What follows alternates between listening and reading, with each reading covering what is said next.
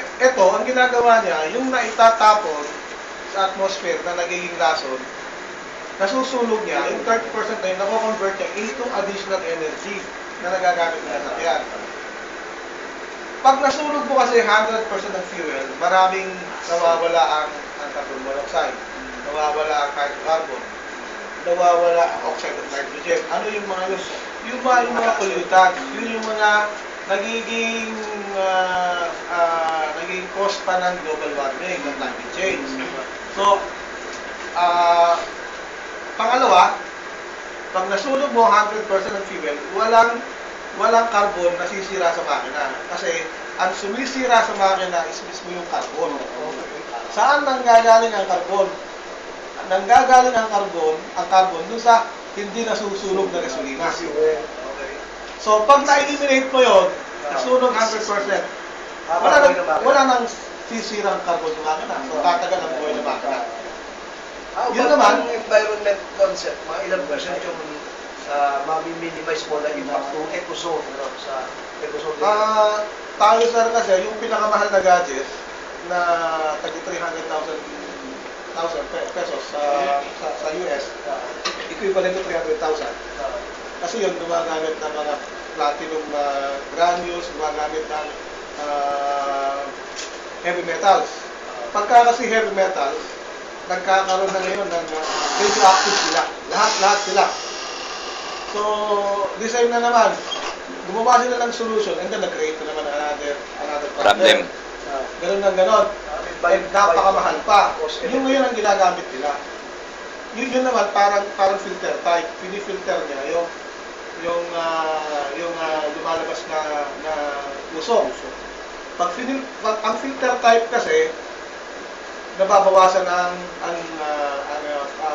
efficiency ng makina. Nawawala ang power. Pag nawala ang power, magkukonsumo ka ng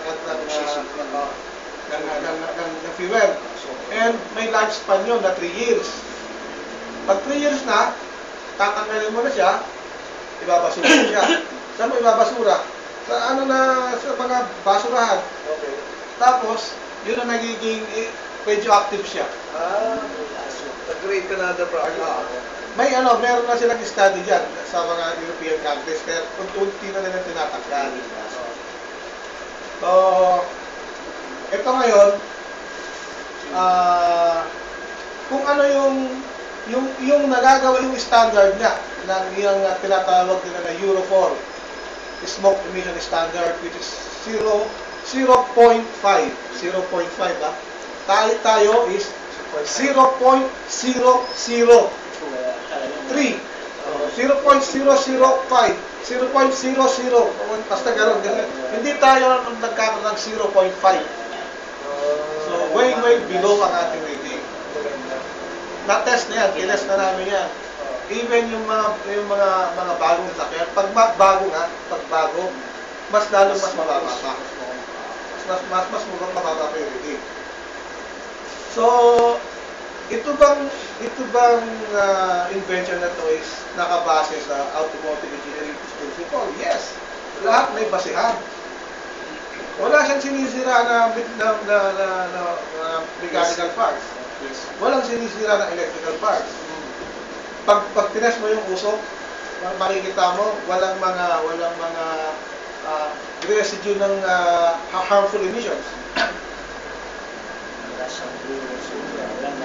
Yes, meron siyang power, meron siyang savings. Actually, meron na naman testimony nakabitan man natin siya last year. Sino, sir? Yung may-ari ng RAPG. Siguro, hindi ko na dapat pero pwede kayo magtanong sa kanya kung ano yung experience niya. And sir, willing din siyang i-market. Actually, gusto na rin yung i-market. So mga sana, interview natin si Jem, yung pinagkabitan natin. Kaya lang, challenge yung kaus natin kaya. Pero ako na bahala magtanong. Bigyan mo lang ako ng set of questions. Actually sir, magkatabi sila eh. Ganun? Opo, sir. Si Sir Ryan, sir, sa Coca-Cola po, yung operations manager ng Coca-Cola. Previously kasi nakabitan namin yun. Ngayon, tumawag ulit. So, meron siya kasi siyang meron siyang shop, auto shop. So wherein gusto niyang parang showroom nga doon sa may part na 'yon. Eh sabi ko, sige sir, pag natin. Pero may pag-uusapan muna kasi kami ngayon bago namin i-set up yung mga para kako tuloy-tuloy tayo, walang putol-putol. Actually, ang mangyayari yan, eventually, we will be creating parang a hierarchy of marketing, social marketing team. Opo. Yun ang maging output natin. Kasi we have connections nga ng mga clients nila. Ibig sabihin, third layer nga sila. Apo. Yung kausap natin is multinational, the principal. And the principal goes to a broker, and then the broker goes to them. So, i-eliminate mo nga yun Because we will go direct. Let's say we will go to direct to PLDT, we go direct to us. Okay? Mas maganda kung ang decision maker ang magsabi na ito ang nilagay mo sa sakyan ko. Rather than siya baliktad, sasabihin niya kung busy niya, siya hindi. We have a better exposure, we have a better output. Opo. Kaya ang gine-create ko ngayong output, iba-iba. We'll create a team na pupunta sa multinational. And then we'll create a team na pupunta sa mga home